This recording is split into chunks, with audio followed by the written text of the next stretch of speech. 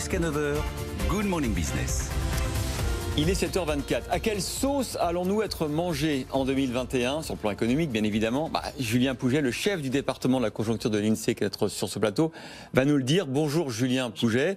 Bonjour. Il ne faut pas se fier aux apparences parfois, parce que votre chiffre pour le deuxième trimestre de prévision, de croissance, 0,25 paraît faible, mais en fait, on est sur la bonne voie.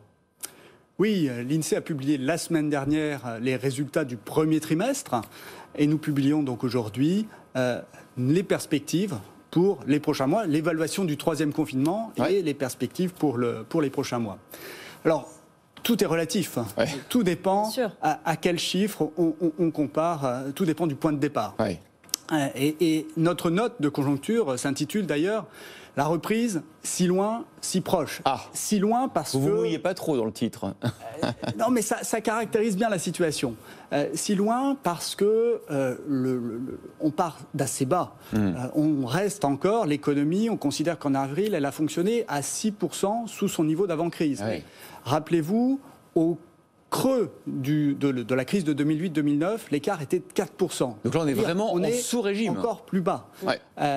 Donc l'écart est encore considérable, mais dans le même temps, on sait qu'une partie de cet écart peut être résorbée rapidement si on rouvre graduellement l'économie. En fait, on a éteint la lumière, il suffit de rouvrir la lumière. Voilà, et on voit dans le monde que l'Asie est repartie. Les États-Unis repartent. Dans les économies, dans les pays où la campagne vaccinale est la plus avancée, l'économie repart.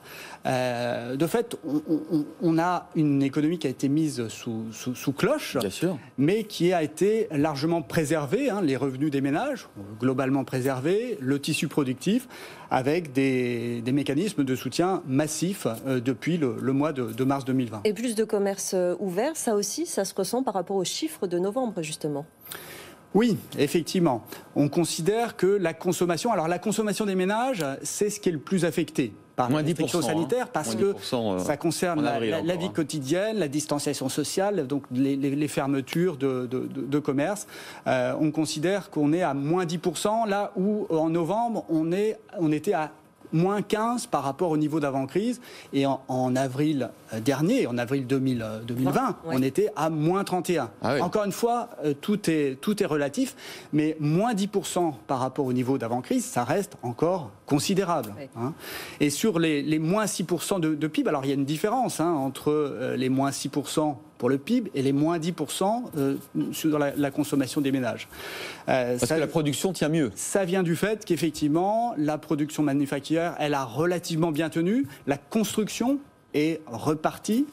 Et par ailleurs, l'investissement des entreprises également a été très dynamique au premier trimestre. Julien Pouget, est-ce que comme le gouverneur de la Banque de France, qu'on a reçu à votre place avant-hier, vous êtes confiant sur une croissance pour l'économie française supérieure à 5% pour 2021 ?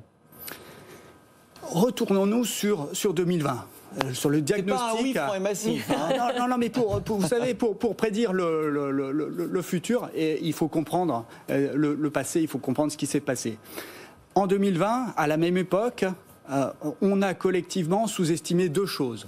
On a sous-estimé la capacité de rebond de l'économie française, mise sous cloche, sous perfusion, sous anesthésie, enfin tout ce que vous voulez, mais globalement préservée, donc la capacité de rebond de l'économie française, mais on a également sous-estimé la capacité de rebond de l'épidémie. C'est vrai. Et c'est ça qui s'est passé. Alors, en 2021, donc cette année, on a un élément qui change la donne, a priori, c'est la vaccination. Donc, si on revient, comme nous l'anticipons, autour de -2, -3 sous le niveau d'avant-crise pour le mois de juin, et si on n'a pas de nouveau recul de l'économie au second semestre, alors le PIB français pourra atteindre, voire dépasser effectivement les 5%. En revanche, bien sûr, si l'épidémie repart, les variants, etc.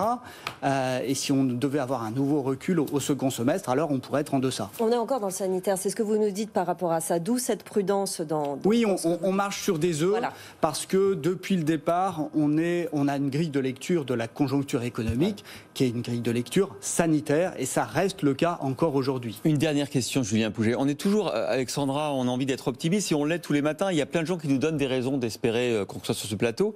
Mais quand même, quand on regarde les chiffres, est-ce que à la fin, on n'aura pas davantage décroché que l'Amérique ou la Chine? C'est-à-dire que le rattrapage du off de l'économie, on a l'impression que prendra un peu plus de temps en Europe, en France, et qui ne sera pas total aussi vite que les autres. C'est vrai ou pas ?